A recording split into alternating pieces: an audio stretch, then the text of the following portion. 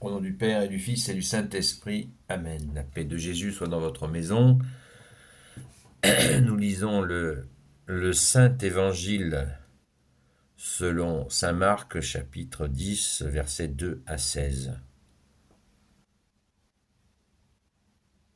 À ce moment se présentèrent des pharisiens et lui posèrent cette question pour le mettre à l'épreuve. Un mari est-il autorisé à renvoyer sa femme et lui leur demande qu'est-ce que Moïse vous a commandé. Ils répondent Moïse a permis d'écrire un acte de divorce et de renvoyer la femme. Jésus leur dit il a écrit là une loi adaptée à votre cœur endurci. Mais Dieu, au commencement du monde, les fit hommes et femmes. Pour cette raison, l'homme quittera son père et sa mère, et les deux seront une seule chair. Ils ne sont plus deux, mais une seule chair, que l'homme ne sépare pas ce que Dieu a uni.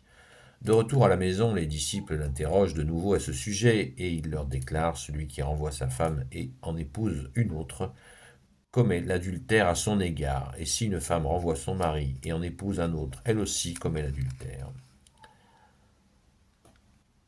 Laissez.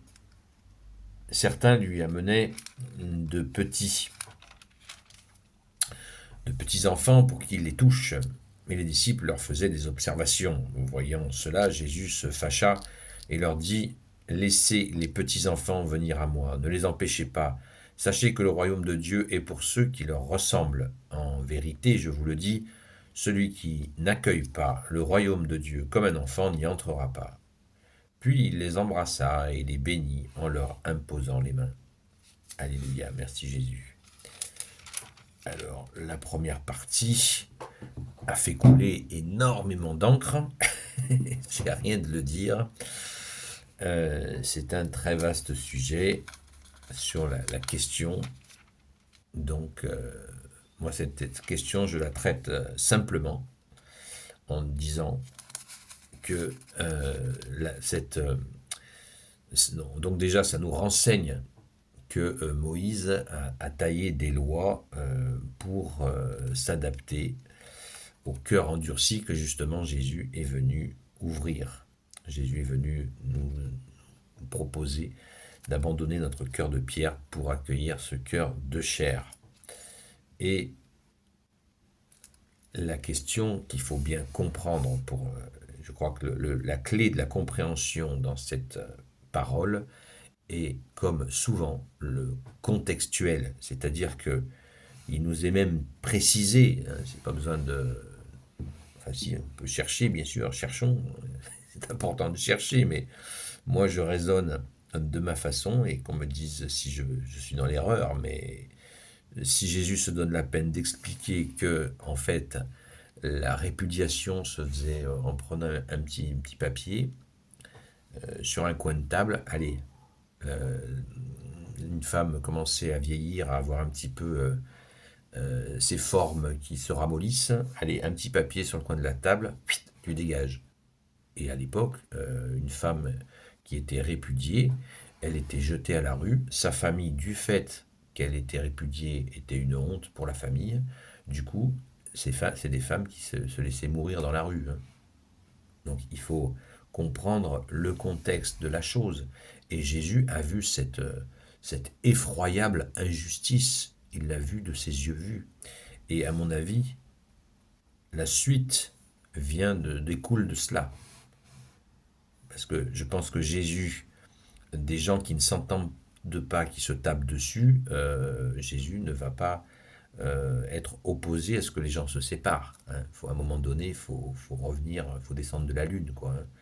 C'est ce qui se passe, hein. Quand les gens se marient, c'est pas pour divorcer.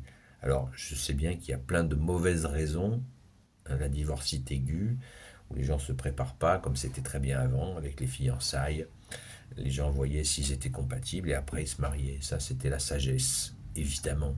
Ça, c'était magnifique. Et d'ailleurs, certains jeunes ont cette intelligence, cette sagesse d'agir ainsi. Bravo à eux et j'encourage bien sûr à faire ainsi. Pas de précipitation. Précipitation, piège du démon. Mais de là à contester d'une manière absolue l'idée qu'un couple se sépare, qui est incapable de s'entendre, personnellement, je ne fais pas ce pas-là. Voilà. Est-ce que les gens doivent vivre comme des moines ou des bonnes sœurs en attendant leur dernier souffle, parce ils ont fait une erreur? Personnellement, ça me paraît une lecture aberrante. Et Jésus, s'il pardonne un meurtrier, peut pardonner, c'est pas peu, Jésus pardonne évidemment des gens qui se sont trompés. Ça arrive, ça arrive. Et il faut bien l'anticiper justement en revenant à la tradition qui est on se fiancie avant de se marier, comme ça on voit s'il y a la compatibilité ou pas. C'est quelque chose qui se vérifie avec du temps. C'est sûr que la logique actuelle qui consiste à se monter dessus à la première rencontre, ça n'a aucun sens. C'est complètement absurde. Et ça mène au désastre dans bien des cas, évidemment. Donc, Jésus précise même, hein, celui qui épouse une autre femme, ben c'est sûr ce que Jésus dénonce, c'est la technique qui consiste à trouver toujours une herbe plus fraîche ailleurs, plus verte ailleurs, et puis d'anticiper en disant, tiens, oula, je me mets avec quelqu'un, mais je suis déjà en couple, mais je me mets avec quelqu'un d'autre, et puis après je divorce pour pouvoir me marier avec cette personne. Ça, c'est du délire. Et Jésus, tu as parfaitement, c'est merveilleux de le dénoncer, enfin de le refuser, évidemment. Hein, Jésus connaît les cœurs et les reins. Amen, alléluia. Et bien sûr, ben, la suite, on la connaît. Accueillir le royaume des cieux comme un enfant. Les apôtres disaient aux enfants, laissez Jésus tranquille. Non, Jésus, ne me laissez pas tranquille. Laissez-les courir vers moi. Alors courons vers Jésus. Courons inlassablement vers toi, Jésus, qui est justement, tu es la porte du royaume des cieux. Amen. Gloire au Père, au Fils et au Saint-Esprit, maintenant et toujours et pour l'éternité. Amen. Ô Jésus, toi qui peux tout et qui portes tout, je te confie toutes celles et ceux qui regarderont cette vidéo, ainsi que leurs proches, selon ta seule volonté, ô Jésus.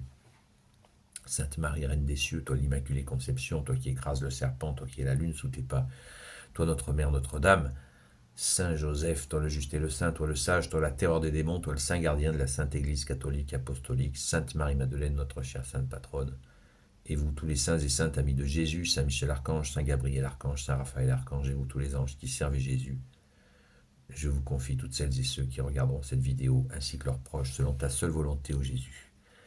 La paix de Jésus soit dans votre maison. Je vous souhaite une sainte messe. Courons à la sainte messe, justement, comme des enfants qui courent vers toi, Jésus, et vers le paradis dont tu es la porte. Merci d'être le chemin, la vérité et la vie, ô Jésus. Bon dimanche à vous. À très vite.